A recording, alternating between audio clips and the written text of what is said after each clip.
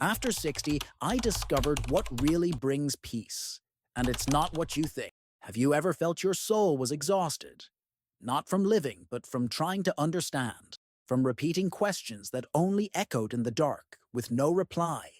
We spend a lifetime trying to connect the dots of the past. Why did that happen? Why did that person leave? Why wasn't I enough? But today, with slower feet and a quieter heart, I've realized some questions aren't meant to be answered. They're meant to be left behind. If this video touches something inside you, give it a like and subscribe. This channel is a space for those who still feel, even when no one else is listening. For those who, after 50, still seek peace. Not in grand answers, but in the small silences that hold you. Maybe you're also carrying questions that will never be answered. And maybe that's okay. There was a time when my mind didn't know how to rest. Even when my body was lying down, my thoughts stayed standing, pacing around the past as if they could change it. It was like carrying a bottomless suitcase. For every answer I found, 3 more questions were born, and with them, a quiet guilt for not being able to move on. I wanted to know why certain people acted the way they did. I wanted to understand why, even after giving so much, I felt so little. I wanted the universe to explain the emptiness that remained. Without noticing, I slowly made myself unwell. Each sleepless night made my chest heavier, not because of what happened, but because of what never became clear. What could it have been? What should I have done differently? Why didn't they love me the way I needed? That endless hunt for answers became a debt to life itself, as if I couldn't be at peace until I understood every detail of my story, as if my heart could only rest once everything made sense. But life isn't a puzzle with all the pieces. Sometimes it only gives you the board and asks you to live with the space that stays blank. Sometimes what tires us most isn't the body, but the thought that refuses to accept what's already past. And that's exactly where the wound no one sees begins. The weight of carrying questions that may never be answered. Do you also feel your mind keeps searching, even when everything around you has gone quiet? Because until that weight is set down, the soul stays trapped, trying to make sense of something that only ever needed to be felt. One day, no marked date, no fanfare, I simply stopped. There was no revelation, no miraculous answer, just exhaustion. A tiredness that didn't come from my legs or my shoulders, but from deep inside, from a place that only speaks up when there's no more strength left to fight what's already been. That day, I understood. Continuing to search was hurting me more than the absence of answers itself. So I allowed myself to let go. I let go of the question I'd carried since my youth. I let go of the expectation of an apology that never came. I even let go of the idea that I needed to understand everything to move forward. It was like taking off a tight piece of clothing I'd worn for decades without realizing how much it suffocated me, like dropping a heavy bag on the edge of a river and letting the water carry away what I no longer needed to hold. Peace didn't arrive as a prize.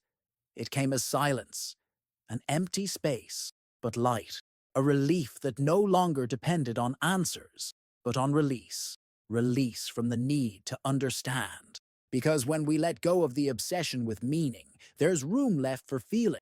And in that space, I breathed for the first time in a long time, without guilt, without doubt, without weight. Can you imagine living a whole day without searching for anything? Maybe that's the first step towards peace. To stop demanding meaning from pains that only want to be left alone. For many years, I sought answers with my head, while my body whispered quietly, waiting to be noticed. Every pain that appeared, in my shoulders, knees, back, I treated as purely physical. But today, with more silence inside me, I see it was my soul trying to speak through my joints. The body never lied. It only waited for me to be mature enough to listen. I remember a time when my back locked for weeks. I couldn't sleep well, barely managed to get out of bed. I saw doctors, took medication, had tests done. Everything looked fine, but inside, nothing was at peace. Back then, I was carrying the guilt of having said no to someone who expected a yes. I was holding up relationships that no longer made sense, pretending calm where there was only anguish. And the body, loyal companion, began to bear the weight my heart could no longer hold.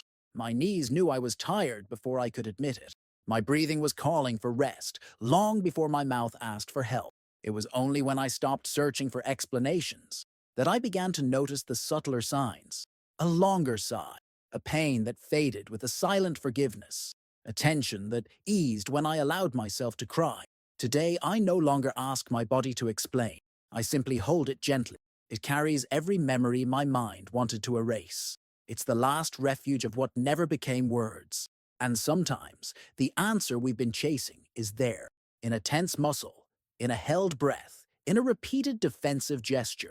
The body speaks, but it doesn't shout.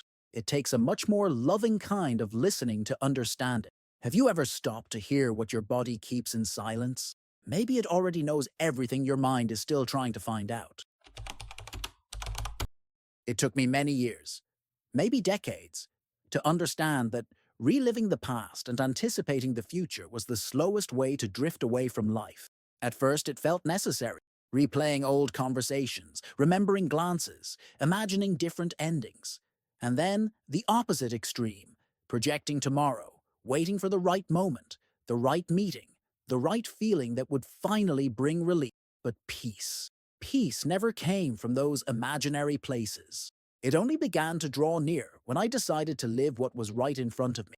A hot coffee in the middle of the afternoon, the sound of the wind tapping at the window, the taste of a simple meal, the warmth of the sun on my face. Moments so small that I once dismissed them. Today they are my altars.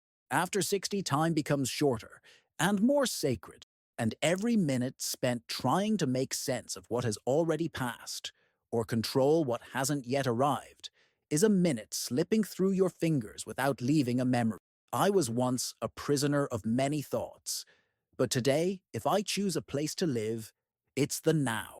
Because here, in this instant, my heart doesn't need to understand, predict, or justify. It only needs to feel. Life has never given me all the answers, but today, it gives me silence. And I've learned to listen. And in that silence lives a wisdom that's not written in books, nor explained in words. It's only recognized when we stop running. Maybe the most urgent question isn't why, but rather, what is whole in this moment that's passing right now? There comes a time, and it has no set age, when we simply stop asking permission to exist. For a long time, I wanted to be understood. I wanted to explain my choices, justify my silences, translate my pain into words so that someone, anyone, would say, "Ah, now I get it." But that understanding never came. And even when it did, it was never enough. I spent energy trying to fit into tight spaces, trying to please people who didn't even know how to please themselves. I put words where silence would have been more dignified. I forced a smile where my soul only wanted to retreat. And for what? To be accepted, to be validated, to not seem strange, over the top, or weak. But over time, with hair turning white and my chest learning to breathe more slowly, I realized I no longer need to convince anyone of what I feel. I no longer need to explain myself. I only need to live. Today, my measure of peace doesn't come from other people's opinions. It comes from the quiet that arrives when I stop defending myself. I no longer dress to impress. I no longer speak to please. If someone wants to understand who I am, they can stay close enough to see my silence, because that's where my truth lives now. The sweetest freedom of maturity might just be this: living without needing to prove you're worthy of living. And you, have you felt that relief of no longer having to win any invisible trial, nor bow to expectations that aren't yours? Maybe that's the truest self-love, the kind that arrives when you allow yourself to be whole, even if no one is clapping. It took me 60 years to realize that everything I'd been searching for was here, in the silence between one breath and the next. There were countless attempts at answers, many roads walked with a heart in ruins. I spent most of my life believing I'd only find rest when everything made sense, when the pieces of the past fit together, when someone apologized, when love arrived in the right form. But peace has no form. It doesn't shout. It whispers when everything finally goes quiet. Today, I look back with tenderness. Not because it was all easy or beautiful, but because I finally stopped fighting my story. And when we stop fighting what was, there's room for what can still be. I no longer need explanations. I need lightness. I no longer seek emotional justice. I seek silence. If you too are tired of searching, maybe you're ready to feel. The soul only begins to truly live when it stops defending itself, when it stops interrogating life and learns to embrace it, even with its emptiness, its full stops, its open brackets. You still have time to stop wrestling with the questions and finally rest in the answers that never come. And perhaps, in that rest, you'll discover you were never lost. You were just tired of walking in circles. Today, you don't need to find meaning. You need to find calm. And it begins now, in the silence that remains, in the space that's opened, in the breath that asks for nothing, in the life that, without promising anything, goes on. If something inside you went quiet for a few seconds while hearing this, maybe it wasn't sadness. Maybe it was a reunion, because sometimes the greatest answer life can give us is silence. And in that silence, there's room for all the feelings we've never been able to explain. There's room for the letters that never arrived, the apologies we never heard, the hugs that stayed in the wanting. If you felt something inside, leave a branch, a leaf, a mark in the comments. I read each one like letters delayed by time, but still worth receiving. And tell me, when was the last time you spent too long trying to understand what only needed to be left behind? We're not alone in this. The pain of not knowing is more common than we think, but there's beauty in carrying on living. Even without all the answers, you still have time to set down the weight, to listen to your body, to live in the now, to rest in the questions that no longer need to be asked. And who knows, in that rest, you might finally recognize yourself, not as someone who failed for not understanding everything, but as someone who's grown, for learning to feel even in the dark. Today, you're not lost. Today, you've come home.